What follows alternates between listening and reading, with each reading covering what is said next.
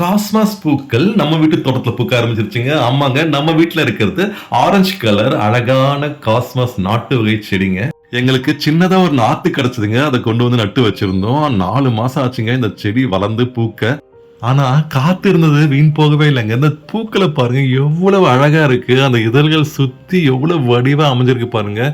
மஞ்சள் நிறத்துல பூக்கக்கூடிய நாட்டு வகை காஸ்மாஸ் பூச்செடி கூட பார்த்திருக்கேங்க. பக்கத்து கிராமத்துல கூடிய சீக்கிரம் வாங்கிட்டு வந்து நடணும். குறைந்த அளவே பராமரிப்பு தேவைப்படுற பூச்செடி தாங்க. ஒரு நாள் விட்டு ஒரு நாள் தண்ணி ஊத்தினா கூட எப்படியாவது தாக்கு பிடிச்சு பொழைச்சிக்குதுங்க. ஆனா நல்ல சூரிய ஒளி படுற இடத்துல வச்சாதான் நல்லா பூ பூக்குன்னு சொல்லிட்டு சொல்றாங்கங்க. பூக்கிற பூக்கள் ஒரு 4-5 நாளைக்காவது செடியில அழகா வாடாம பூத்து இருக்குதுங்க. அப்புறம் மெதுவா இந்த மாதிரி வாடி காய்ந்து வரும்போது அந்த பூக்கள் வந்து விதைகள் எடுத்துதான் அடுத்தடுத்த செடிகள் வளர்க்கறதுக்கு பயன்படுத்துறாங்க. இந்த பூச்செடியோட இலைகள் கூட கொஞ்சம் அழகுதாங்க. பெரிய சைஸ் கொத்தமல்லி இலைகள் போல இருக்கும். ஆனா பூக்களோட அழகுதாங்க அல்டிமேட். என்னமா இருக்கு பாருங்க. நீங்களும் கண்டிப்பா உங்க வீட்டு தோட்டத்துல ட்ரை பண்ணுங்க.